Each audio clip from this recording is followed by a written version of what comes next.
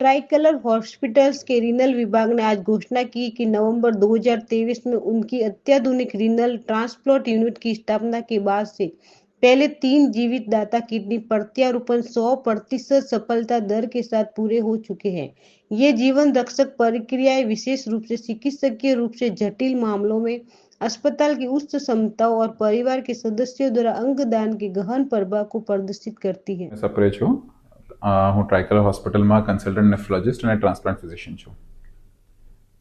અચ્છા, આટલું મુખ્ય જે હેતુ રાખ્યું છે ઇવેન્ટ એ શેના માટે?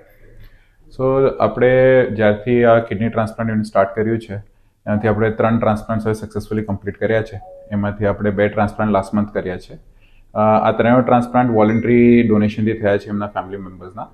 જે લાસ્ટ મંથમાં આપણે 2 ટ્રાન્સપ્લાન્ટ કર્યા છે એ બંને પેશન્ટ સક્સેસફુલી ડિસ્ચાર્જ થઈ ગયા છે. એમને મહિનો થઈ ગયો છે, એના પછી ડાયાલિસિસ પણ બંધ થઈ ગયું છે અને બંનેનું ક્રિએટિન હવે નોર્મલ રહે છે.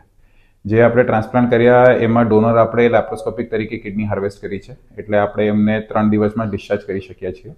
અને જે બાકીના રેસિપિયન્ટ હતા બંને, એ બંનેને આપણે અરાઉન્ડ 10 થી 12 દિવસમાં ડિસ્ચાર્જ કર્યા છે નોર્મલ ક્રિએટિનની જોડે. અચ્છા, આના પછી આફ્ટર પ્રોસિજર પેશન્ટને કેટલી વાર ચેકઅપ કરાવવાનું? સો એ ઇનિશિયલી આપણે સ્ટેજ રીતે કરતા હોઈએ. ઇનિશિયલી આપણે પહેલા 2 અઠવાડિયા માટે એમને ઓલ્ટરનેટ ડે બોલાવીએ, પછી ડ્યુરેશન વધારીને એવરી 3rd ડે હોય અઠવાડિયા માટે. પછી ક્રિએટિનનું લેવલ કઈ પ્રમાણે છે એ પ્રમાણે નક્કી થાય. જો કિડની સારી રીતે ગ્રાફ્ટ સારી રીતે કામ કરતો હોય તો પછીથી અઠવાડિયામાં એકવાર, પછી ધીમે ધીમે મહિનામાં એકવાર અને ફાઇનલી 3 મહિનામાં એકવાર.